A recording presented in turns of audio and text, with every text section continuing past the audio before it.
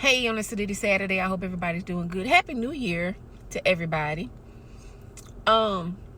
This morning, upon opening my TikTok, one of the first videos I scrolled on was a physician who appeared to have been in the midst of a procedure prior to the procedure or something of that nature, arguing with the insurance company about a procedure that needed to be done for her patient. Excuse me. Now, the man had horrible dental issues. He needed a root canal. And it was causing pain. The tooth was causing pain. Y'all, the insurance company had the nerve to ask the dental surgeon, the dentist, when he had come in prior to his procedure being scheduled to be done, did she send him to the emergency room? Who goes to the emergency room for a toothache? I mean, what? If you have a dentist, why would you go to an emergency room for a dental issue? That made no sense. Fast forward into the conversation. She literally took up like 10 minutes of the video, and it was worth it. It was long, but it was worth it. They finally agreed to the procedure, but just stupid stuff that they were saying, like, she's like, we sent everything on one page. She's like, what are you missing? And she was like, we need this. She's like, oh, that's on the page. Just scroll down. Who is looking at this information at the insurance company that they don't have sense enough to read the entire document from the physician to pre-authorize the procedures that are being done?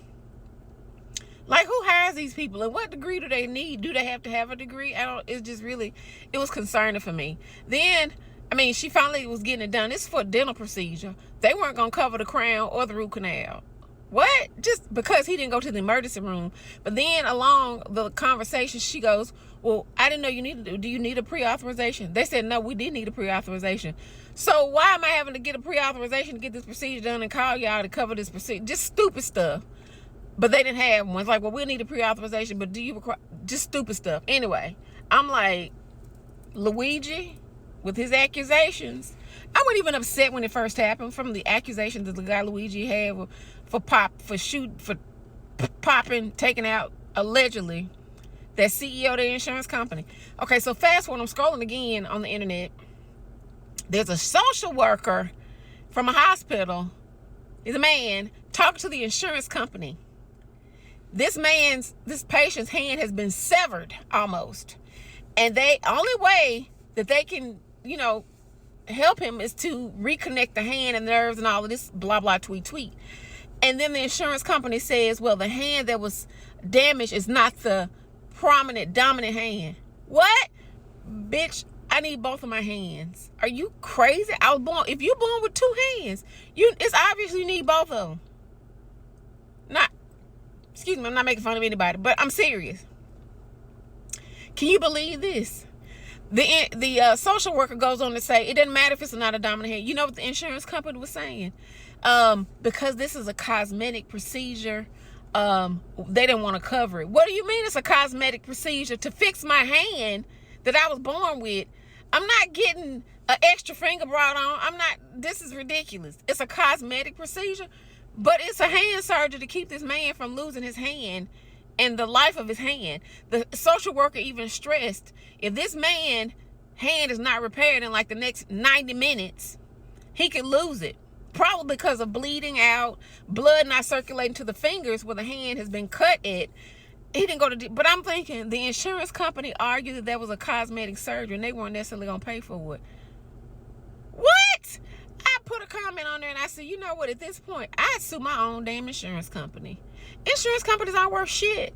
That is unreal. And I remember having my children when they were at the pediatrician's office when they were younger, and my son might have needed a certain prescription. And I remember my physician saying that she and or her registered nurse were going to call the insurance company to get a pre-authorization for this medicine. And I knew the details of it, how they have to stress and write down why it's needed as opposed to another medication that can treat it. Because sometimes, with skin conditions, Those of you who are aware, people who have eczema or a skin condition, sometimes your body can grow immune to that treatment and it will need something stronger, something different. And this was the case with my children's pediatrician. I understood that. But to have to jump through hoops like this for some stuff that we paying for, we pay for the insurance. We have to pay a copay for the insurance. Excuse me. Not to mention, if the insurance company decides they're going to pay $100 for a procedure that's $180, we have to then go back and pay the difference of that. Like, what do we need insurance for? Seriously. And I looked at this and I was like, this is why some dentists, I know I have a friend who lives in Georgia and his wife is a dental hygienist, I think. The clinic that she works at, and it's been, I know, close to 20 years that she's probably been there, or I think she's still there. But that dentist doesn't even take insurance. His procedures are cash only. And this is why. Nobody should have to go through all of this to get work done that we pay for out of our check or however we pay for it. It's absolutely ridiculous. Absolutely ridiculous. But anyway, that was my rant for the day. I'll be back on later. Bye.